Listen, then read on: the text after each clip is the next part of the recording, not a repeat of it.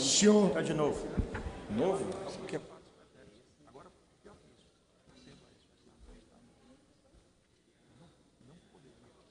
Pode falar, deputado. Senhor presidente, senhoras e senhores deputados, no último dia 25 de junho, o Plano Nacional de Educação completou 3 anos. Infelizmente, não temos nada a comemorar.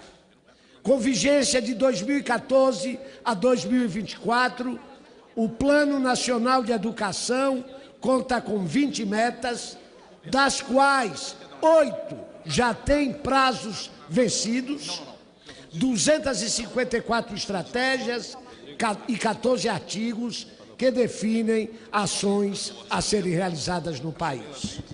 Não posso deixar de reconhecer que só de existir um Plano Nacional de Educação já é um grande avanço para o país. Desde a década de 30, um grande brasileiro, o baiano Anísio Teixeira, sonhava que as políticas educacionais desse país não fossem políticas de governo, e sim políticas de Estado. E este Plano Nacional de Educação, que só tem um paralelo nos tempos recentes no Brasil, que foi a Constituinte. Nada nesse país juntou tantas organizações, juntou a população, juntou a Câmara dos Deputados, o Senado Federal e o Executivo, que sancionou esta lei sem nenhum veto. Pois bem, até hoje, senhor presidente, apenas 20% das metas intermediárias do Plano Nacional de Educação foram executadas. Isto quer dizer que de cada 5 metas do plano, apenas uma foi atingida. Isso é o retrato da prioridade que a sociedade brasileira dá à educação. Isto é o retrato do como a elite brasileira trata a educação do filho do trabalhador. Ninguém se incomoda com o fato do Plano Nacional de Educação estar sendo destruído. Por quê? Porque nenhum de nossos filhos, nenhum dos nossos netos estuda na rede pública. Quem estuda na rede pública é o filho do trabalhador. E, infelizmente, a elite brasileira continua falhando com a educação do filho do trabalhador.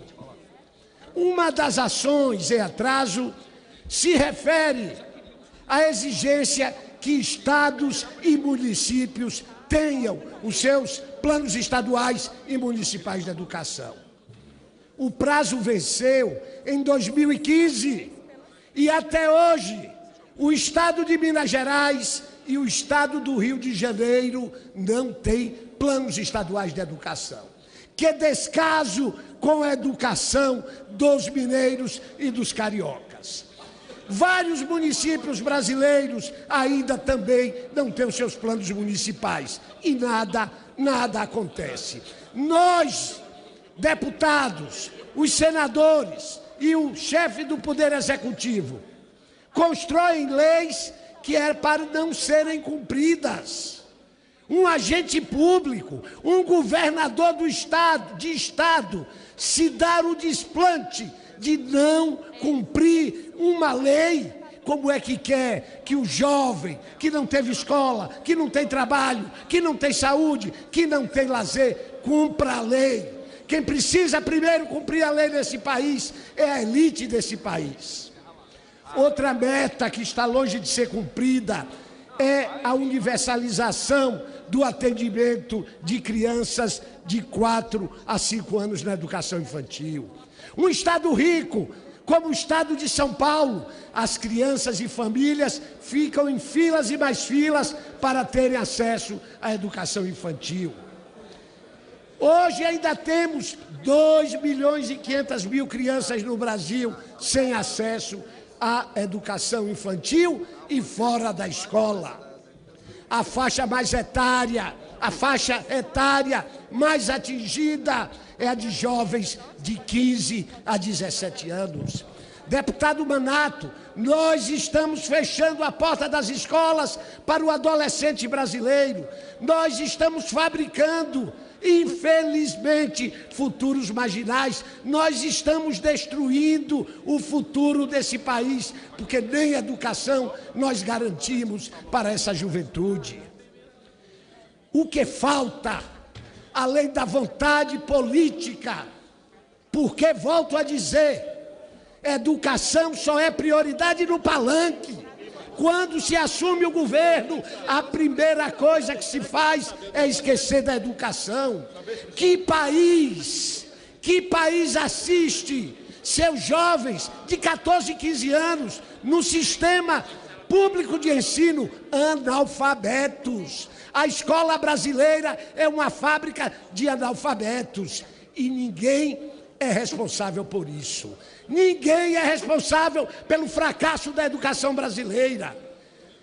Dona Maria, no interior de Pernambuco, que tem o seu filho de 14 anos, analfabeto, e pergunta quem é o culpado, quem é o responsável por isso. Ninguém se responsabiliza. Nesta casa, desde 2005, se discute a tal chamada responsabilidade educacional. Em 2014, foi criada uma comissão especial para dar o parecer do projeto de lei de responsabilidade educacional. O primeiro relator foi o deputado Raul Henri, do estado de Pernambuco, não conseguiu aprovar. Desde 2015, eu sou o relator numa comissão especial, presidida pela deputada Gorete, e os governos tramam para que esse projeto não seja levado à votação, porque ninguém quer ser responsável pela educação do filho do trabalhador. Esta é uma lei que diz quais são as condições mínimas para se ter uma educação básica de qualidade, diz da onde tirar o dinheiro para essa educação pública e pune o gestor, seja o presidente da República, seja o governador de estado, seja o prefeito, se ele tendo todas essas condições, a educação pública não avançar. Como podemos admitir retrocessos não justificados da educação do trabalhador, do filho do trabalhador brasileiro? Ai, se fosse o filho da classe média. A rede estadual do Paraná, por exemplo, o ano passado teve mais de 100 dias de greve. 100 dias de greve. Isso é um verdadeiro crime contra essa juventude. 100 dias de greve. Esse aluno não volta mais nunca para a escola. Esse aluno perdeu a competitividade. Esse aluno perdeu todo o interesse em continuar. Temos bancadas conservadoras nessa casa. Hoje, dia do orgulho gay, é bom lembrar, sabem se reunir para tirar o ministro da Educação, sabe mandar tirar do currículo da Base Nacional Comum Curricular identidade de gênero e orientação sexual, mas nenhum tem a coragem de lutar pela melhoria da educação brasileira. Foram ao presidente da República fazer chantagem, mas não se mobilizam pela educação no Brasil e depois batem no peito. Eu defendo a educação. Defende a educação no palanque, defende a educação na hora de pedir o voto, mas estão pouco se lixando para o fato de que o filho do trabalhador brasileiro está numa situação de analfabetismo. Quero fazer aqui um apelo ao ministro da Educação, Mendonça Filho, que tem interferido nesta casa para que a lei de responsabilidade educacional não avance. Senhor ministro, tenha compromisso com a educação brasileira. Vamos responsabilizar o gestor que, sem justificativa, admita na sua administração retrocessos, porque os nossos filhos e os nossos netos nós não colocamos em escola que, em vez de avançar, retroceda. Se a educação é prioridade, está na hora desta casa dar o exemplo e aprovar a lei de responsabilidade educacional. Obrigado, presidente.